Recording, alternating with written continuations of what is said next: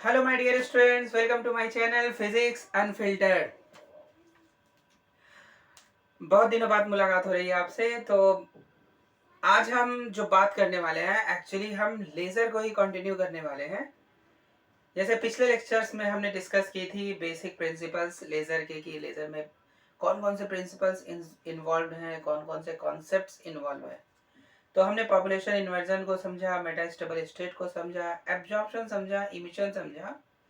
And उस case में हमने थर्मल इक्विलिब्रियम की स्टेट में, कि थर्मल इक्विलिब्रियम है तो उस केस में पॉपुलेशन की कंडीशन क्या होती है, वो सब चीज़ें हमने जानी और समझी हैं पिछले लेक्चर्स में। ठीक है, आज हम जो बात करने वाले हैं वो बहुत ही ज़्यादा इम्पॉर्टेंट टॉपिक है, स्पेशली किसी भी बीटेक स्टूडेंट के लिए, इंजीनियरिंग स्टूडेंट्स के लिए।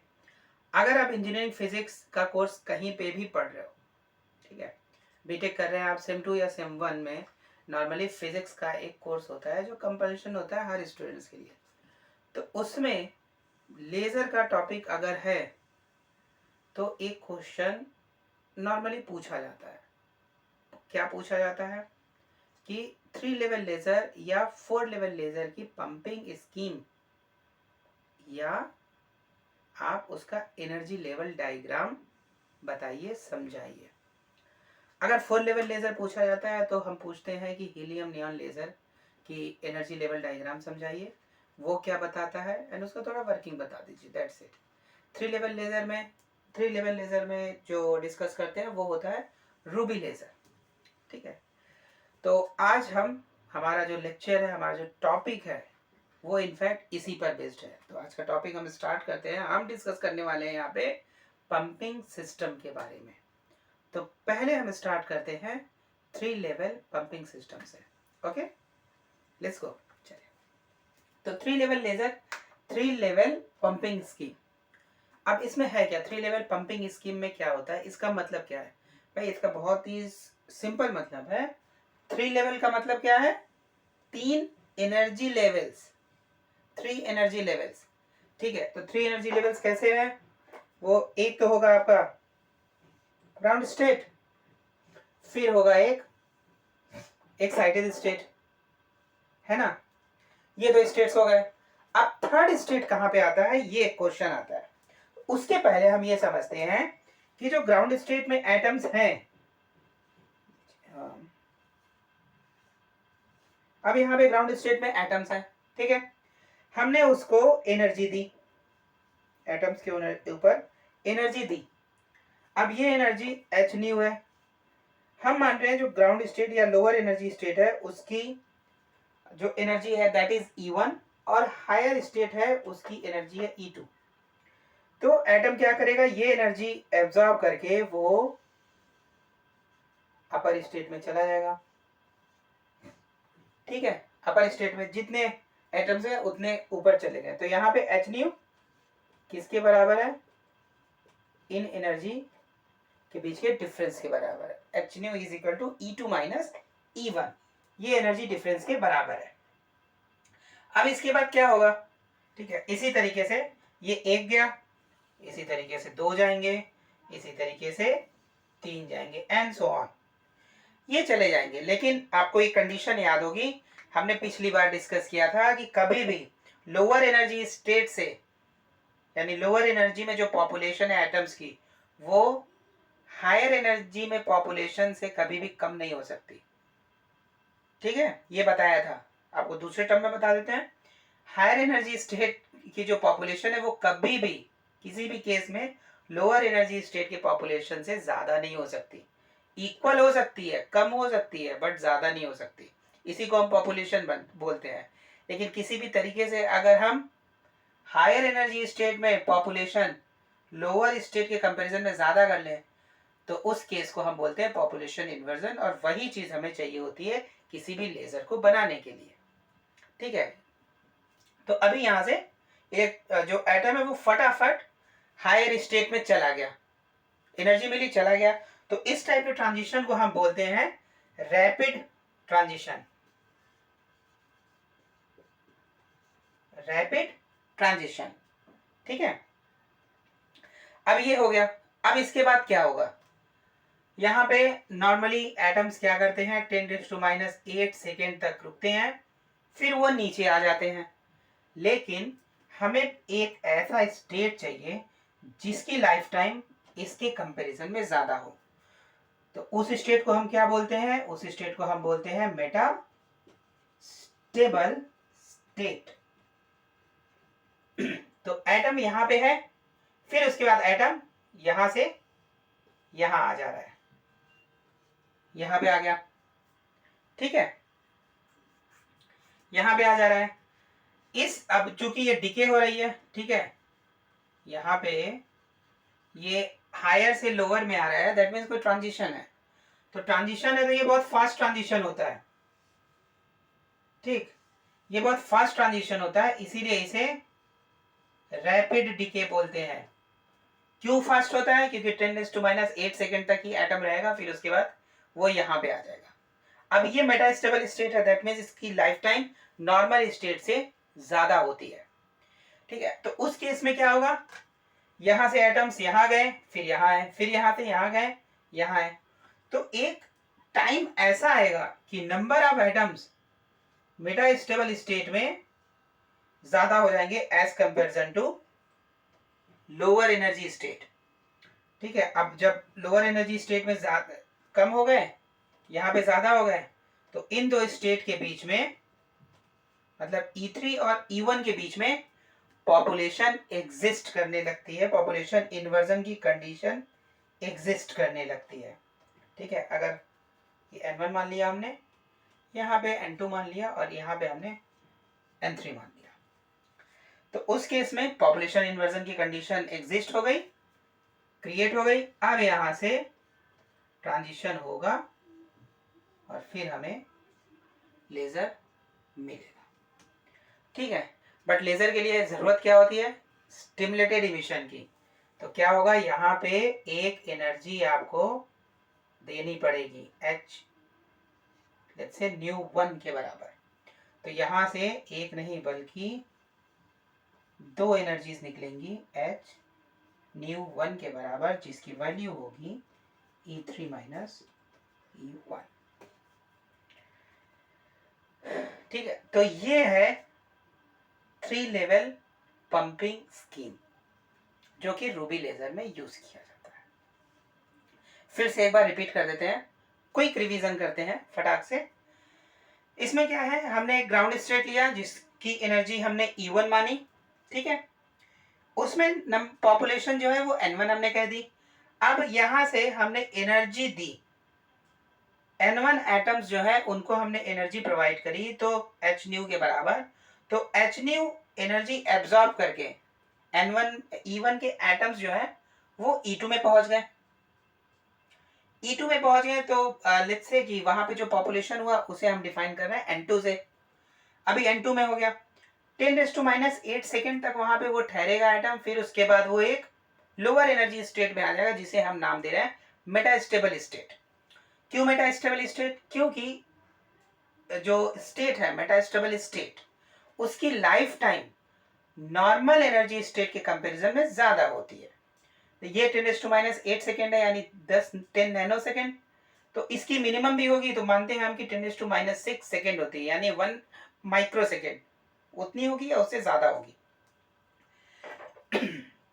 तो यहाँ पे एटम आ गया। अब यहाँ पे ग्राउंड से लोअर से या लोवेस्ट एनर्जी स्टेट से हाईएस्ट एनर्जी स्टेट में गया एटम, ये प्रोसेस कॉन्टिन्यूअस रहेगी। फिर यहाँ से हाईएस्ट से हायर एनर्जी स्टेट में आएगा, ये प्रोसेस कॉन्टिन्यूअस होगी, जिसे हम रैपिड डिके के नाम से जानते हैं। अब इस स्टेट में नंबर ऑफ एटम्स ज्यादा हो जाते हैं as comparison to number of atoms in lowest state. तो इन दो स्टेट के बीच में पॉपुलेशन इन्वर्जन की कंडीशन हो जाती है, that is N3 greater than N1। तो उस केस में अब यहाँ पे तो है, एटम तो बैठा रहेगा, जब तक आप एक्सटर्नल एनर्जी नहीं दोगे तब तक एटम वहीं पे बैठा रहेगा एक प्रॉपर टाइम तक। तो क्या कर रहे हैं, यहाँ पे एक एनर्जी प्रोवाइड की एटम के ऊपर, स्ट्राइक कराई, फिर उसके बाद वो एटम वापस नीचे आएगा, एंड नीचे आने की वजह से वो दो एनर्जीज इनके बीच के डिफरेंस के बराबर की एनर्जी रिलीज करेगा, जिसे स्टिमुलेटेड इमिशन कहते हैं, और यही एनर्जी हमें लेजर प्रोवाइड कराता है। ठीक है, आई होप ये चीज़ आपको समझ में आई होगी। कई बार हम समझ नहीं पाते हैं कि ऐसा डायग्राम क्यों बना है, क्या रीज़न है, कैसे है। तो बस यही एनर्जी लेवल डायग्राम है, इसको आपको अपने वर्ड्स में केवल लिखना होता है, इसके अलावा कुछ और नहीं होता। बहुत डिफिकल्ट नहीं होती है, आप स्टेप बाय स्टेप लिखिए। पहले मान लीजिए E1 क्या है, N1 क्या है, E2 क्या है, N2 क्या है, E3 क्या है, N3 क्या है। पहले ये मान लीजिए एक एक लाइन में बुलेट पॉइंट से लिखिए। पैराग्राफ लिखने के होते हैं बुलेट पॉइंट से। फिर उसके बाद बोलिए कि आपने एनर्जी इंसिडेंट कराई, एच न्यू एनर्जी इंसिडेंट कराई N1 पे, E1 पे, एटम्स ने एब्जॉर्ब की एनर्जी, इस प्रोसेस को एब्जॉर्प्शन बोलते हैं। फिर वहां से वो ऊपर चला गया हाईएस्ट एनर्जी स्टेट में, फिर वहां से एटम रैपिड डिके के थ्रू मेटास्टेबल स्टेट में आ गया। मेटास्टेबल स्टेट में कंडीशन थोड़ी देर बाद ऐसी हो जाती है पॉपुलेशन इन्वर्जन वाली कंडीशन। अभी मेटास्टेबल स्टेट यानी E3 और E1 के बीच पॉपुलेशन इन्वर्जन की कंडीशन एग्जिस्ट कर रही है। तो अभी यहाँ पे इन दोनों स्टेट के बीच से हमें लेजर मिलना शुरू हो जाएगा। दैट्स इट, इतना ही है लेजर में, 3 लेवल लेजर में। आई होप आपको ये चीज समझ में आई होगी। ठीक है, क्लियर? अगर समझ में ना आए तो आप बेशक बेहिचक कमेंट बॉक्स में कमेंट करके पूछ सकते हैं। Okay fine. तो इसमें जो आता है 3 लेवल तो हो जाता है। 3 लेवल के बाद आता है ये चीज रूबी लेजर में। रूबी लेजर की कंस्ट्रक्शन पूछी जाती है कई बार, और एनर्जी लेवल डायग्राम पूछा जाता है। नॉर्मली ये एक कॉमन एनर्जी लेवल डायग्राम है 3 लेवल सिस्टम के लिए, जो कि सब में सेम होता है, थोड़ा सा वेरिएशन होता है, ऐसा नहीं है। तो अभी हम रूबी लेजर के बारे में आपको क्लियर कर देते हैं इंफॉर्मेशन की क्या होती है। ठीक है, आई होप ये समझ में आया होगा। फाइन, चलिए तो अभी हम चलते हैं रूबी लेजर के बारे में कि रूबी लेजर में एनर्जी लेवल डायग्राम कैसा है, क्या है। कंस्ट्रक्शन में लेजर है रूबी से बना हुआ, इसीलिए रूबी बोलते हैं उसे। रूबी किस चीज से बना हुआ है, उसके कंपोनेंट का नाम है, केमिकल का नाम है, वो चीजें हैं। ठीक है, इसमें है क्या, 3 लेवल तो पहले बनाना ही पड़ेगा आपको। लेवल 1, लेवल 2, ठीक है, और एक लेवल 3। तो यहाँ पे हमने लेवल 3 बना लिया। अब यहाँ पे हमने 1 2 3 कर दिया। पिछले वाले में हमने किया था 1 2 3, तो 3 की थर्ड वाला जो था एनर्जी कम था। यहाँ पे हम क्या कह रहे हैं 1 2 3, यहाँ पे 3 की एनर्जी ज्यादा है 2 से। तो बेटर होगा कि हम इसे जैसे अभी आपको समझाया, हम इसी तरीके से चलते हैं। तो ये है 1 E1, ये है E2, ये होगा E3। ठीक है, ये हो जाता है। तो अभी क्या है इसमें, क्या है प्रोसेस, इसमें प्रोसेस ये है कि जो रूबी लेजर है, ठीक है, इसमें है कि चलिए इसमें आ जाते हैं पहले हम एनर्जी लेवल डायग्राम में आ जाते हैं। चलिए इसको अभी रिमूव करते हैं, हम यहीं पे लिखते हैं, that will be better option, ताकि थोड़ा सा कंफ्यूजन कम रहे। नहीं तो आप कंफ्यूज हो जाओ तो दिक्कतें हो जाएंगी। तो है क्या, एटम है, ठीक है, ग्राउंड स्टेट में है एटम, ये ऊपर गया, ठीक है, ऊपर जाएगा, यहां से एटम ने एनर्जी एक्साइट करी, ये ऊपर चला गया। ठीक, फाइन। इसके बाद क्या होता है, एटम, अरे सॉरी, ये थोड़ा सा गड़बड़ हो जाता है, यहाँ पे हमारी डायग्राम फिर गड़बड़ हो गई। ये रहा यहीं पे है, तो ये है E2, ये है E3, ये है E1। E1 से एटम E3 में गई, ठीक है, नॉर्मल एक ट्रांजिशन से एटम E3 में गया। E3 से ये वापस आया इसमें metastable state by non radiative transition.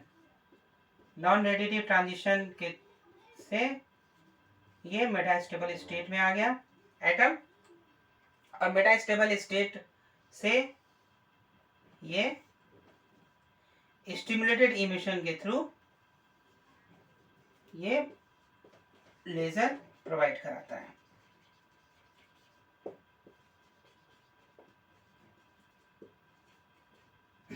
ठीक है, ये है। और ये है जो एनर्जी है, ये है एनर्जी इन इलेक्ट्रॉन वोल्ट। इस साइड वाई एक्सिस है, ये एक्स एक्सिस है। तो ये प्रोसेस है इसका, दैट्स इट। यही है 3 लेवल लेज़र के बारे में, यानी रूबी लेज़र का यही है एनर्जी लेवल डायग्राम। इसमें भी सेम चीज़ आप लिख सकते हैं। ग्राउंड स्टेट से एटम हाईएस्ट में गया, हाईएस्ट से नॉन रेडियो ट्रांजिशन से मेटास्टेबल स्टेट में आया, मेटास्टेबल स्टेट से ट्रांजिशन होके ये स्टिमुलेटेड इमिशन के थ्रू आता है रिटर्न होके, और जिसकी वेवलेंथ आती है इतना 6943 एंगस्ट्रॉम, यानी 694.3 नैनोमीटर। तो ये आता है रूबी लेज़र के बारे में, 3 लेवल लेज़र के बारे में। ठीक, डन। ज़्यादा नहीं है, अगर आपको 3 लेवल पंपिंग स्कीम समझ में आ गई तो वो भी इजीली समझ में आ जाएगी। चलिए अभी हम चलते हैं 4 लेवल लेज़र में। आई होप ये समझ में आ गया होगा, ये बहुत डिफिकल्ट नहीं है। ठीक है, 4 लेवल लेज़र में चलते हैं। 4 लेवल लेज़र में है क्या? ओके, तो अभी इसको हम रिमूव करते हैं और हम बात करते हैं 4 लेवल पंपिंग स्कीम के बारे में। अब इसमें क्या है ये चीज, तो वापस से वही चीज again, lowest state highest state. इसे हमने नाम दिया E1, इसे नाम दिया E2। एटम यहाँ पे पड़ा है लोअर एनर्जी स्टेट में, इस पे हमने एनर्जी प्रोवाइड कराई, ये चला गया ऊपर, ऊपर बैठा है 10⁻⁸ सेकेंड तक। ठीक है, इसके बाद क्या होगा? इसके बाद होगा ये कि जो एटम है वो जाएगा मेटास्टेबल स्टेट में। ठीक है, यहाँ पे 2 कंडीशंस आती हैं बहुत ही ज्यादा। ठीक है, अब यहाँ पे, अब यहाँ से आएगा एटम यहाँ पे पाई, रैपिड ट्रांजिशन जो कि नॉन रेडिएटिव होगी, रैपिड ट्रांजिशन कह लीजिए या रैपिड डिके कह लीजिए, दोनों सही है, ये नॉन रेडिएटिव ट्रांजिशन है। ठीक है, अब इसके बाद एटम क्या करेगा? यहाँ पे तो आ गया, तो एक लेवल यहाँ होती है, ये E3 हो गई, E4 हो गई। एनर्जी का सीक्वेंस क्या है?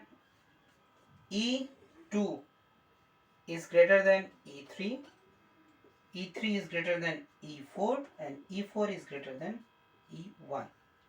ये एनर्जी लेवल है। तो यहाँ पे जो एटम आया, यहाँ से भाई साहब निकल गए बाय स्टिमुलेटेड इमिशन।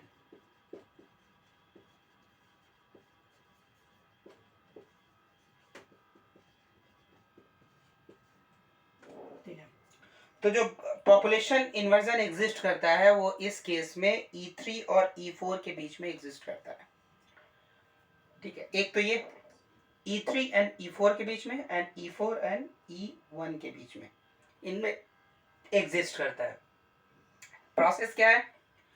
E1 में जो एटम्स हैं उनको energy they the H new, and H new energy they the. H new energy absorb करने के बाद एटम जो हायर एनर्जी लेवल है E2 वहां पे पहुंच जाता है।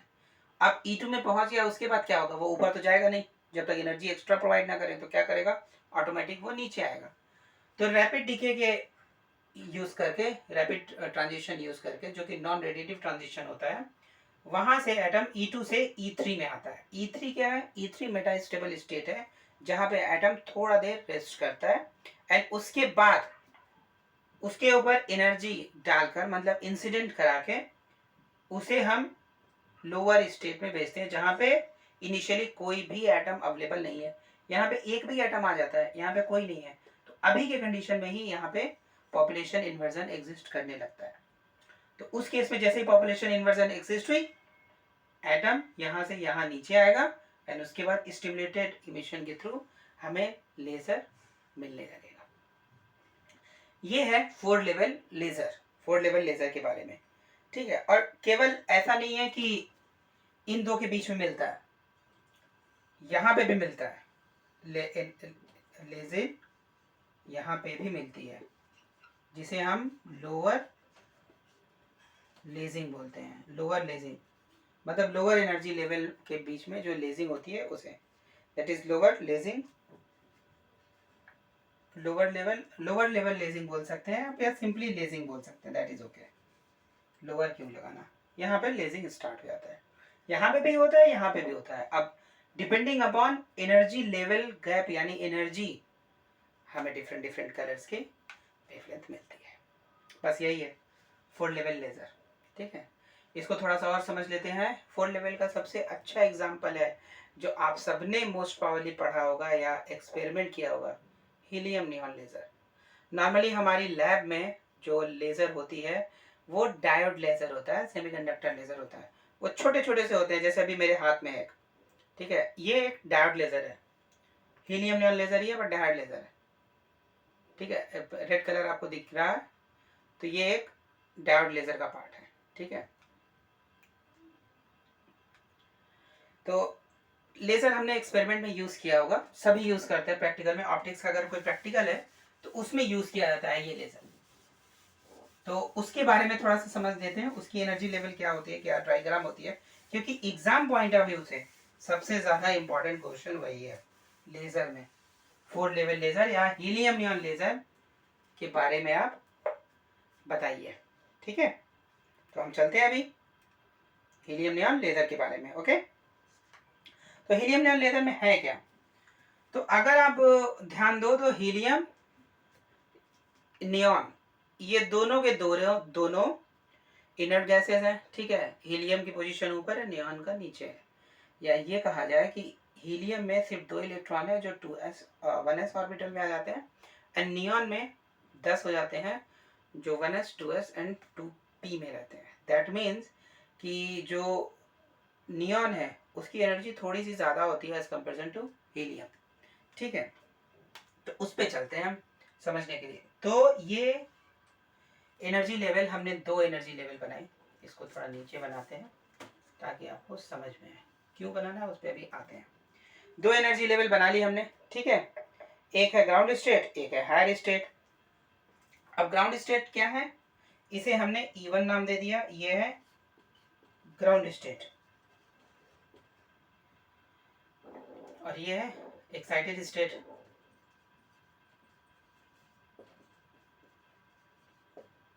इसे E1 दिया तो इसे हम E2 दे दे रहे हैं। तो जब भी हम हीलियम नियॉन लेज़र स्टार्ट करते हैं, ऑन करते हैं, तो हमने बटन स्विच ऑन कर दिया एंड उसके बाद हीलियम नियॉन लेज़र काम करना शुरू कर देता है। ठीक है, तो वो कैसे होता है, वो होता है बाई इलास्टिक कोलिजन या बाई इलास्टिक। अच्छा, ठीक है, तो उसमें एटम यहां से एक्साइटेड स्टेट में गया। ठीक, एक्साइटेड स्टेट में गया, उसके बाद क्या होगा, उसके बाद होता है ये जो, हाँ एक और चीज, हीलियम और नियॉन ये एक साथ क्यों लेते हैं, व्हाट इज द रीजन, तो उसका रीजन ये है कि हीलियम की जो एक्साइटेड स्टेट की एनर्जी है एंड नियॉन का जो एक्साइटेड स्टेट का एनर्जी है वो ऑलमोस्ट इक्वल है, नियरली इक्वल। ऐसा नहीं है कि बहुत ज़्यादा डिफरेंस है बट कम डिफरेंस है, बहुत ज़्यादा डिफरेंस नहीं है उसमें। ठीक है, तो उसमें क्या होता है, यहाँ से एटम गए ऊपर, यहाँ पे 1s में है, ग्राउंड स्टेट क्या है 1s, एक्साइटेड स्टेट क्या है 2s, एक चीज। ठीक है, इसके बाद क्या होता है, इसके बाद एक्साइटेशन प्रोसेस हो रही है किसके, बाई इनइलास्टिक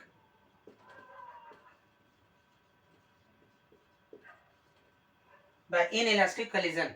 ठीक है, जिसे दूसरा नाम देते हैं हम इनइलास्टिक इलेक्ट्रॉन इजेक्शन इम्पैक्ट,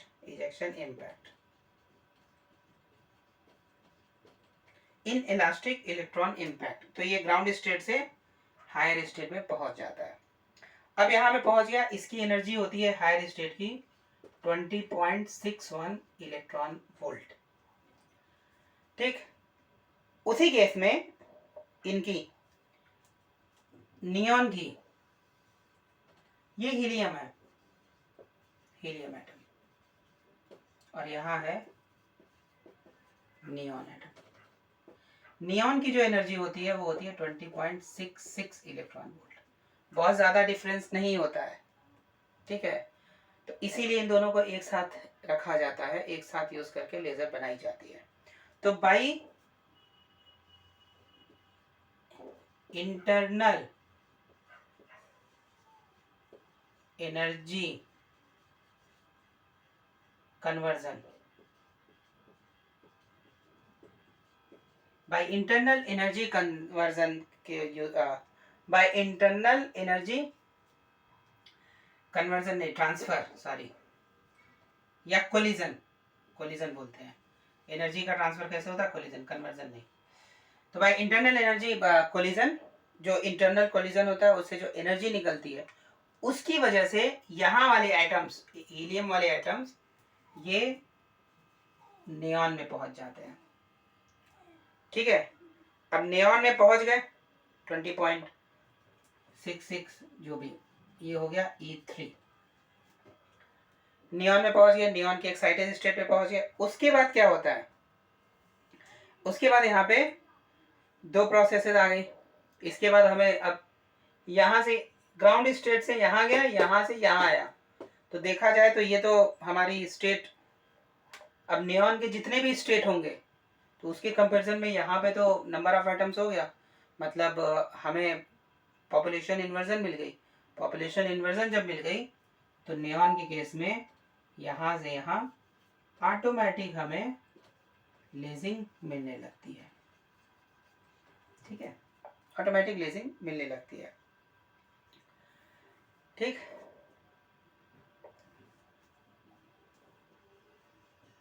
जिसकी वेवलेंथ होती है 392 एंगस्ट्रॉम, 632.9 नैनोमीटर। तो होता क्या है, ये E4 मान लीजिए, E4 है ये, ठीक है। या ग्राउंड स्टेट इनकी भी बना देते हैं हम, ग्राउंड स्टेट। होता क्या है, ग्राउंड स्टेट में हीलियम में एटम एग्जिस्ट कर रहा है, फिर वो इन इलास्टिक इलेक्ट्रॉन इम्पैक्ट से या ग्राउंड स्टेट से एटम हीलियम के हायर स्टेट में पहुंच जाता है, जिसकी एनर्जी होती है 20.61 इलेक्ट्रॉन वोल्ट। एंड हीलियम की हायर स्टेट और नियॉन के हायर स्टेट में बहुत ज़्यादा डिफरेंस नहीं होता है, इसलिए बाय इंटरनल एनर्जी कोलिजन या इंटरनल ट्रांसफर, एनर्जी ट्रांसफर के थ्रू एटम E2 से E3 में पहुंच जाता है, ठीक है। अब वहां पे जब पहुंच गया तो E3 और E4 के बीच पॉपुलेशन इन्वर्जन एग्जिस्ट करता है, फिर वहां पे ऑटोमेटिक हमें लेजिंग यानी लेजर मिलने लगता है बाय स्टिमुलेटेड इमिशन। इस ट्रांजिशन में जो वेवलेंथ मिलता है वो होता है 6329 एंगस्ट्रॉम, ठीक। अब इसके बाद क्या है, इसके बाद एटम यहां से एक दूसरे स्टेट में जाती है बाय यूजिंग स्पॉन्टेनियस इमिशन, ठीक है। तो यहाँ पे एटम जाती है, यहाँ से यहाँ पे आता है, ये इमीडिएट बहुत फास्ट ट्रांजिशन होती है, जैसा कि पिछले लेक्चर में बताया था कि स्पॉन्टेनियस इमिशन अपने आप होता है बिना किसी एक्सटर्नल सोर्स के और कॉन्टिन्यूस एग्जिस्ट करते रहता है। तो यहाँ से हमें E4 से E5 के बीच स्पॉन्टेनियस ट्रांजिशन होती है, ठीक है। इस केस में E4 की जो ये है orbital value that is 3p, इसकी एनर्जी होती है 18.70 इलेक्ट्रॉन वोल्ट, एंड E5 की होती है 16.70 इलेक्ट्रॉन वोल्ट, ठीक है। ये इतनी है E5 के 16.70 इलेक्ट्रॉन वोल्ट।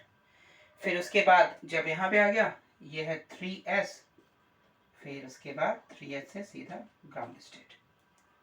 ग्राउंड स्टेट कैसे आएगा? बाय डिफ्यूजन, डिफ्यूजन कर जाता है, तो उसके बाद वो ग्राउंड स्टेट में एटम वापस आ जाता है, ठीक है। एंड हीलियम नियॉन का ग्राउंड स्टेट क्या होता है? 2p orbital. तो ये कुल मिला के जो है हीलियम के एनर्जी स्टेट्स के बारे में, हीलियम नियॉन लेज़र के बारे में, उसका एनर्जी लेवल डायग्राम है। एक बार फिर समझ लेते हैं कि इस प्रोसेस में है क्या। ठीक है, बहुत फास्ट चलेंगे कि क्या प्रोसेस है। सबसे पहले एटम हीलियम एटम एक्साइट होते हैं ग्राउंड स्टेट से एक्साइटेड स्टेट में by inelastic electron impact, जो कि एक एनर्जी लेवल में पहुंचते हैं, that is 2s energy level. Helium के 2s एनर्जी लेवल और नियॉन के 3 ये E3 यानी 5s एनर्जी लेवल में बहुत ज़्यादा डिफरेंस नहीं होता है। तो उस केस में इंटरनल एनर्जी कन्वर्जन के थ्रू इंटरनल एनर्जी जो कोलिजन होती है उसकी वजह से ट्रांसफ़र होता है, तो यहाँ से एटम यहाँ पहुँच जाता है, E2 से E3 में ट्रांसफ़र हो जाता है। अब E3 खाली था, नियॉन पूरी तरीके से ब्लैंक था, खाली था, एम्प्टी था। जैसे ही एक एटम आया यहाँ पे पॉपुलेशन इन्वर्जन एग्जिस्ट कर जाती है E3 और E4 के बीच में, एंड इमीडिएट लेज़र स्टार्ट हो जाता है। इस केस में हमें जो लेज़र मिलता है वो 6329 एंगस्ट्रॉम का मिलता है। एंड उसके बाद एटम क्या करता है, उसके बाद यहाँ पे E4 में आया, फिर immediately spontaneous emission electron या एटम लोअर स्टेट में आता है 3s स्टेट में। 3s स्टेट के बाद बाय डिफ्यूजन वो अपने ग्राउंड स्टेट में आ जाता है, जो कि 2p स्टेट होता है। यही पूरा हीलियम नियॉन लेज़र की, ठीक है, हीलियम नियॉन लेज़र का ये पंपिंग स्कीम है या उसका एनर्जी लेवल डायग्राम है। नॉर्मली ये चीज़ पूछी जाती है बीटेक के एग्ज़ाम में, ठीक है, एनर्जी इंजीनियरिंग फिजिक्स के एग्ज़ाम में ये पूछा जाता है, हमेशा पूछा जाता है। रूबी लेज़र पूछा जाए चाहे ना पूछा जाए, बट ये पूछा जाता है, बहुत इंपॉर्टेंट क्वेश्चन है। केवल इसमें नहीं, बीएससी में भी पूछा जाता है। अगर लेज़र आपके कोर्स में है तो समटाइम्स समहाउ इसके एनर्जी लेवल डायग्राम के बारे में पूछा जाता है, एक्सप्लेन करने के लिए पूछा जाता है। तो आई होप आपको ये चीज़